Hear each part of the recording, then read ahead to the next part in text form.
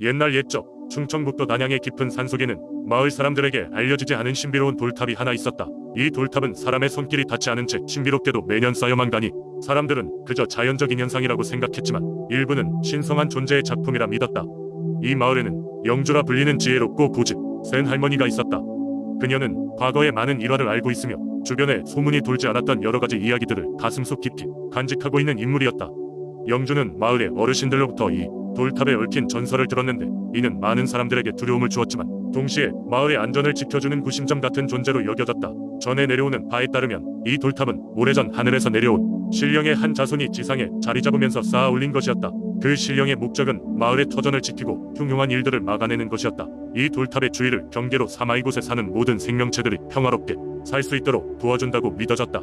그렇기에 그 주변에서 울음소리나 싸우는 소리가 들리면 돌탑이 주는 경고라 여겨졌다. 어느 날 마을에 큰 가뭄이 찾아왔다. 오랜 시간 비가 내리지 않아 논밭이 메마르고 사람들은 애를 태웠다. 영주는 그 신비한 돌탑을 찾아가 가뭄의 해결을 위해 신령에게 기도하기로 마음먹었다.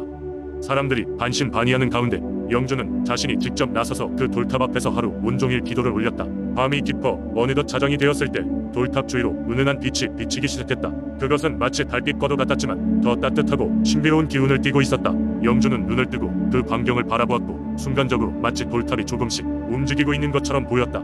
그리고 정말로 믿기 어려운 일이 일어났다. 구름도 없던 하늘에서 갑자기 비가 내리기 시작했다. 그것은 마치 하늘이 마을 전체를 축복하는 듯한 소나기였다. 그 후 마을 사람들은 돌탑의 이야기를 완전히 믿게 되었고 매년 돌탑 주변에 모여 정성을 다해 감사의 마음을 전하기 시작했다. 그날 이후로 마을에는 큰 자연재해나 흉흉한 일이 발생하지 않았고 사람들은 신령의 축복 아래에서 평화롭게 살아갈 수 있었다. 영주는 자신의 오랜 신념을 끝까지 지킴으로써 마을을 구한 영웅으로 남게 되었고 그녀의 이야기는 후손들에게도 계속해서 전해지고 있다. 돌탑은 여전히 흘러가는 세월 속에서도 그 자리를 지키며 마을 사람들에게 신비로운 보호자의 자수오신으로 남아있다. 그리하여 이 돌탑 전설은 단양의 중요한 민속신앙으로 자리매김하게 되었다. 두 번째 이야기. 옛날 옛적 속초의 맑고 푸른 해변에는 용왕이 살았다고 전해진다. 용왕은 동해바다 깊은 곳에 거대한 궁전을 가지고 있었고 백성들에게는 보이지 않는 신비로운 모습으로 존재하며 가끔씩 그의 존재를 느낄 수 있도록 부드러운 파도 소리로 속삭였다고 한다. 어느 날 속초의 작은 마을에 커다란 가뭄이 찾아왔다. 논밭은 타들어갔고 마을 사람들은 물을 구하기 위해 매일같이 하늘에 기도를 드렸다. 하지만 비는 오지 않았고 마을에 절망의 기운이 감돌았다. 그때 마을의 현명한 노인이 용왕에게 도움을 청하자고 제안했다. 마을 사람들은 용왕의 전설을 믿고 해변으로 모였다. 그들은 정성을 다해 음식을 준비하고 빚고 빚은 쌀과 과일을 바닷가에 놓아두며 용왕에게 선물로 바쳤다. 그리고 마을의 어린 소녀 아름다운 수민이 바닷가로 나서 용왕에게 간절한 마음을 담아 기도했다. 속초 해변에 부는 바람은 점점 잔잔해졌고 파도 소리는 마치 용왕이 응답하는 듯 부드럽게 그녀의 발치로 흘러들어왔다. 그날 밤 수민은 꿈속에서 황금빛 비늘을 가진 거대한 용을 만났다. 눈부신 빛을 뿜어내는 용은 그녀에게 다가와 말없이 빛나는 구슬을 손에 쥐어주었다. 아침에 일어난 수민이 그 꿈을 마을 사람들에게 이야기하자 모두는 용왕이 응답했다고 믿으며 더욱 열심히 기도했다. 그리고 놀랍게도 그날 오후 하늘은 갑자기 어두워지더니 비가 내리기 시작했다. 처음에는 부드러운 소나기로 시작해 점점 붉은 빗줄기가 되어 마치 용왕이 동해의 물을 온 마을에 쏟아내듯 했다. 논밭은 흠뻑 젖었고 싱그러운 생명의 기운이 되살아났다. 마을 사람들은 기뻐하며 감사의 마음을 담아 다시 해변으로 향했다. 그 후로 속초 사람들은 가뭄이 들면 바닷가로 나아가 용왕에게 감사와 부탁의 제사를 드렸다. 이 전설은 세월이 흐르면서도 전해 내려왔고 마을 사람들은 매년 봄 용왕제라는 축제로 그 고마움을 표현하게 되었다. 그리하여 용왕의 전설은 속초 해변의 신화로 남아 지금까지도 사람들은 속초 바다의 파도 소리에 용왕의 이야기를 마음속에 간직하고 있다. 세 번째 이야기. 옛날 충주에는 신비로운 민속신앙과 전설이 전해 내려오던 시절이 있었습니다. 그 중에서도 가장 유명한 이야기는 황금소나무에 대한 것입니다. 이 이야기는 충주 땅 어디선가 심상치 않은 존재감으로 숲속 깊숙이 자리했던 한 나무에 대한 전설입니다. 충주의 한 작은 마을, 이 마을은 오랜 세월 동안 소박하면서도 단단한 공동체를 이루며 살아가는 사람들이 모여 살고 있었습니다. 여기에는 자연을 숭배하고 조상들을 기리는 독특한 민속신앙이 자리 잡고 있었고 그 중심에는 마을의 수호신이라 불리는 황금소나무가 존재했습니다. 마을의 어르신들에 따르면 이 소나무는 한번 보는 순간 누구나 그 매력에 빠져버리는 놀라운 나무였습니다. 일반적인 소나무와는 달리 나무의 줄기와 가지가 빛나는 황금색을 띠고 있었으며 햇빛이 비칠 때마다 황금빛으로 퍼져나가는 듯한 신비로운 분위기를 자아냈습니다. 이 나무는 마치 고대 신전의 지붕처럼 하늘을 향해 우뚝 솟아 마을의 경외 대상이 되었습니다. 세월이 흘러 다양한 전설과 이야기가 계속해서 추가되었습니다. 어떤 이는 이 나무가마를 수호신으로부터 특별한 축복을 받았다고 하며 어떤 이는 오래전 이곳을 지나던 한 현자가 심은 나무라고 이야기하곤 했습니다. 하지만 가장 유명한 전설은 황금 소나무 아래에 숨어있는 보물에 대한 이야기였습니다. 마을 사람들의 말에 따르면 옛날 마을이 적들에게 침략당하던 시절 마을을 지키기 위해 싸운 용맹한 전사가 있었습니다. 그는 마지막 순간에 마을의 전설적인 보물을 소나무 아래에 숨기고 영웅적으로 전사했다고 전해졌습니다. 그 후로 황금 소나무는 그 전사에 영혼이 깃들어 있다는 믿음 속에 하늘과 땅을 연결하는 신성한 장소로 간주되었습니다. 마을 사람들은 봄마다 황금 소나무 앞에서 다양한 축제를 열었습니다. 꽃들이 만개하고 따스한 바람이 불어오는 시기에 마을 사람들은 소나무 아래에서 전통적인 춤과 노래를 즐기며 황금 소나무의 보호와 마을의 평화를 기원하곤 했습니다. 이곳에서는 세상의 모든 근심이 사라지는 듯한 기분 속에 서로의 소중함을 다시금 느끼게 되었습니다. 이렇게 황금 소나무는 오랜 세월이 지나도 충주 마을 사람들에게 신앙이 중심이자 삶의 일부로 자리잡게 되었고 오늘날까지도 그 전설과 함께 마음속 깊이 간직되어 왔습니다. 전해 내려오는 이야기는 다양하지만 공통점은 하나입니다. 황금 소나무는 단순한 나무가 아니라 마을의 사람들을 연결하고 그들의 삶의 축복을 더해주는 특별한 존재라는 것입니다.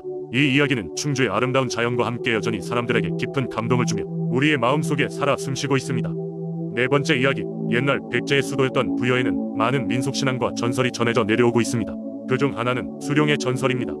수룡은 맑은 물과 함께 백성의 삶을 지킨다는 신비로운 여신으로 부여의 중요한 신앙 대상으로 여겨졌습니다. 이야기는 이렇게 시작됩니다. 아주 먼 옛날 부여에는 대홍수가 잦았습니다. 봄마다 강물이 불어나고 여름이면 폭우가 내려 마을을 휩쓸곤 했습니다. 사람들은 늘 불안에 떨며 하늘을 기도하며 지냈습니다. 그러던 어느 해 유난히도 매서운 장마가 이어지던 때였습니다. 사흘 밤낮으로 비가 멈추지 않아 강의 수위는 점점 높아져만 갔습니다. 그때 백제의 어린 선녀가 하늘에서 내려와 땅 위의 백성들을 도와주기로 결심했습니다. 그녀의 이름은 수룡이었습니다. 수룡은 은빛 비늘로 빛나는 머리를 넘길 때마다 주변 은은한 빛으로 물들어 평화로움을 주는 아름다운 여신이었습니다. 그녀는 사라지지 않는 긴 선으로 모든 생명을 아끼고 사랑했습니다. 어느 날 수룡은 부여의 대왕이 기거하던 궁전에 연못에 내려앉았습니다.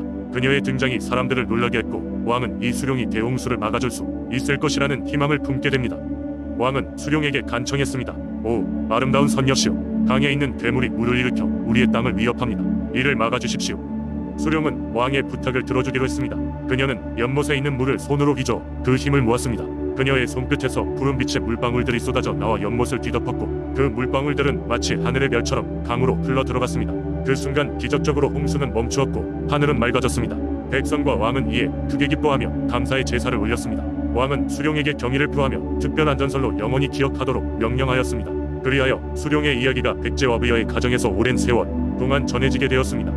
수룡은 단지 물을 다스리는 능력을 가진 여신이 아니라 당시 백제인들에게는 자연을 경외하고 사랑하는 마음을 가르쳐 준중요한 상징이 되었습니다. 그녀의 이야기를 통해 백제 백성들은 물에 대한 경외와 감사함을 배우며 조화를 이루었던 것입니다. 오늘날까지도 부여에서는 수룡을 기리는 축제와 함께 그녀를 기리는 제단과 신앙이 남아있습니다. 다섯 번째 이야기, 옛날 옛적 경상북도의 문경이라는 고요한 마을에 주민들이 있었다. 이 마을은 산으로 둘러싸여 있었고 그 산은 항상 두꺼운 안개에 쌓여 있어 신비로운 분위기를 풍겼다.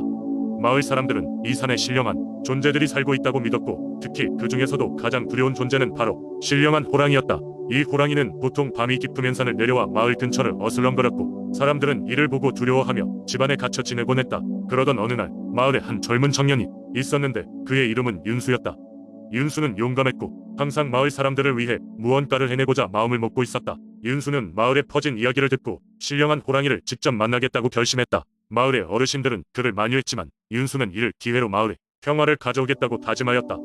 그는 깊은 밤 촛불 하나를 들고 신령한 호랑이를 찾아 나섰다. 윤수가 산으로 들어가자 신비한 일이 벌어졌다. 짙은 안개가 걷히면서 길이 보이기 시작하더니 그 끝에는 웅장한 호랑이가 있었다.